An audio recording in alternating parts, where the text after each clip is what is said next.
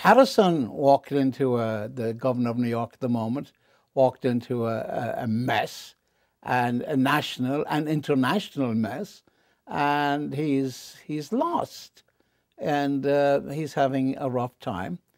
When I ran for governor, and I was up in Syracuse, and a reporter asked me, "What would you do if you're elected?" I said, "Well, I would change the name of the state." And he said, "Why is that?" And I said, "Well, I don't like the name Empire State. It resonates of colonial times, you see. I don't want to be emperor.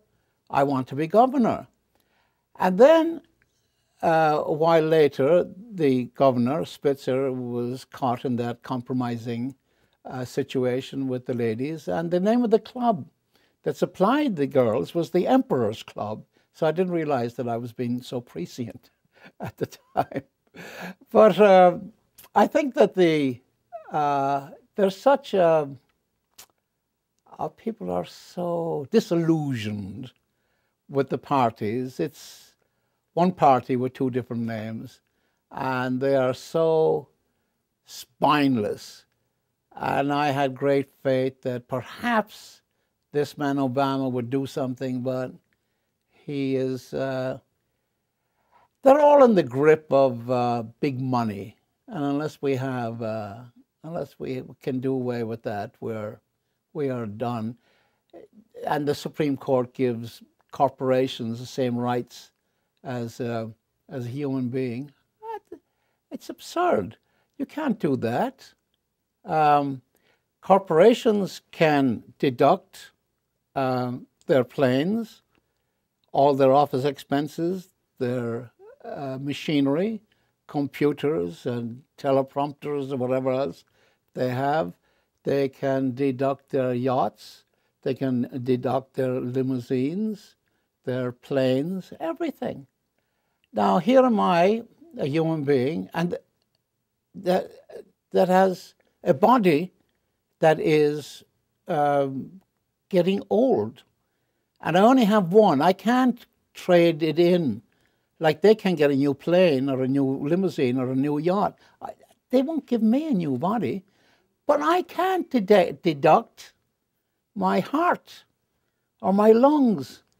Or I'd like to deduct my falling hair.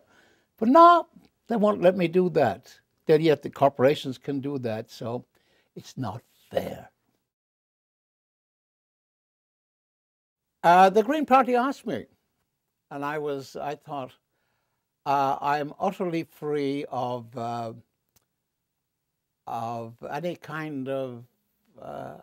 I mean, I wrote my scandals, my book, among swimming, and singing my hymn songs. So all my life is fairly well, and my brother Frank wrote about our lives. So it's all pretty much out in the open, what our lives. So there was no scandal involved there. And I'm an alcoholic, recovering, and I used to smoke cigarettes, and I was a philanderer, and I wouldn't call myself a good. As I said, I'm on the lines of a sinner, and I want to be known as that. So I could then, and over in the British Isles and Ireland, people stand for office. And over here they run. We know why. So I decided I would stand for office here. And so it was to see if I could get the 50,000 votes for the party. And a strange thing happened. All my running mates who were less well known than I all got over the 50,000. Somehow or another, I didn't. And so we suspect there was chicanery to keep the party from getting the 50,000 votes. So maybe I'll do it again.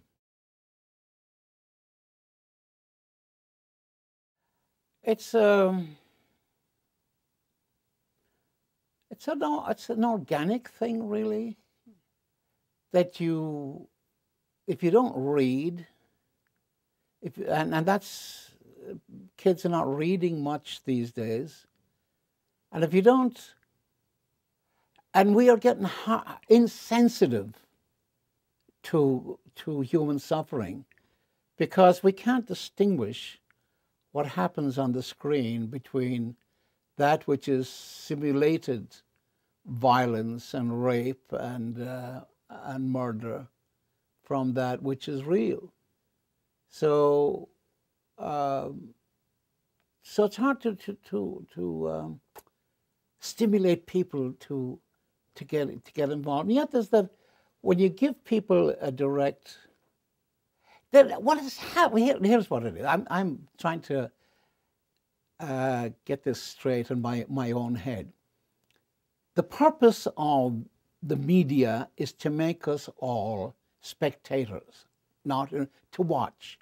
So that's why we have millions of fat children watching games, eating and consuming, and not playing themselves. That's the unfortunate thing that's happening. So we are spectators to violence, and therefore, well, we don't know, and make sure that we don't know the difference, the real violence and that the simulation. So keep us out of it, and that way that you have corporate control. Does that make sense?